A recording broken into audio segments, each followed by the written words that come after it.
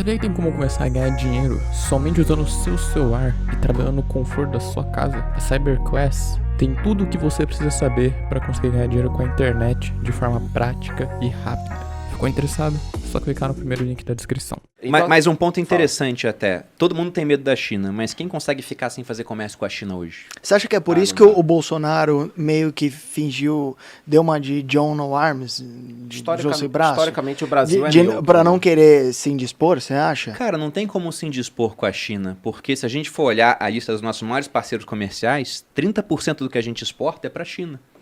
Aí ele vai e fala assim, igual aconteceu, né? Vazou aquela reunião ministerial onde eles falavam mal da China. Isso pega muito mal pro Brasil. Se a China parar de comprar do Brasil, a gente vai vender pra quem? Quem mais tem 1,4 bilhão de pessoas? Argentina. A Índia tem, mas alguém já está exportando coisa pra Índia.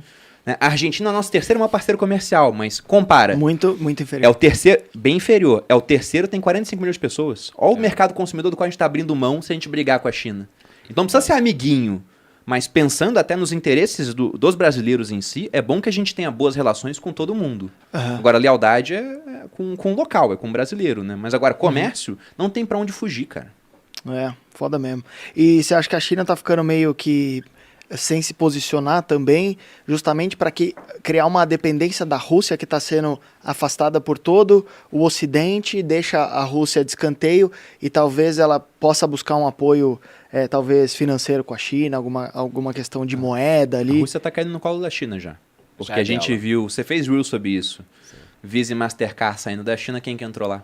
Sim, empresa chinesa. Inclusive, eu publiquei de meio de pagamento? Eu publiquei um negócio para a galera lá, que é o seguinte: para cada empresa do Ocidente, a China tem uma ou várias startups, fintechs e movimento. Então, é simplesmente o chinês pegar, traduzir o app e falar, ô Rússia, só baixar aí o app que tá funcionando. Saiu o WhatsApp sai da Rússia. Eles vão e dão um WeChat. Empresas europeias e americanas não querem fornecer o 5G. A Huawei, sabe ela fornece o 5G. Um detalhe, Bruno, que eu pensei na hora que eu tava vendo tudo isso, eu falei, cara, pro Putin isso é do caralho. Por quê? Porque o Facebook, o Twitter, o WhatsApp, essas outras redes, o Putin jamais poderia controlar. Né? O Putin não tem acesso ao que você conversa no Facebook. Mas será que se agora os aplicativos são chineses, será que o Putin não vai ter acesso? Porque na China os chineses têm acesso a tudo. Né? Então eu fiquei pensando assim, cara, simplesmente a gente pode não estar entendendo muito do que está acontecendo lá dentro.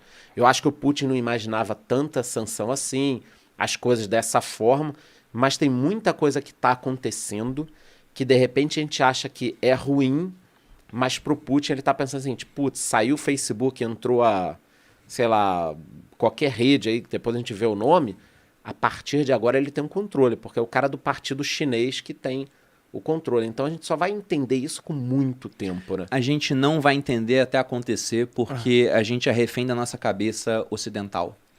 A gente não entende, né? A gente não entende, é outra realidade. Heal the World, do Michael Jackson. É muito Imagine, diferente, do John Lennon. Tem uma frase do Schopenhauer que ele fala que os limites do nosso campo de visão são os limites do nosso mundo. Então, com a nossa visão ocidental, a gente não entende a cabeça do chinês ou até a cabeça do russo, que é diferente do chinês, mas ambas são diferentes da nossa cabeça. A do russo é a do chinês com vodka, será? Lá na Rússia, o pessoal tem um grande problema com realmente vício em bebida alcoólica por causa da vodka. Uhum. Mas, por exemplo, o Churchill, ele falava que a Rússia é um enigma embrulhado em um mistério, né? Dentro de um outro mistério. Ele falava algo assim, você não entende a cabeça do russo.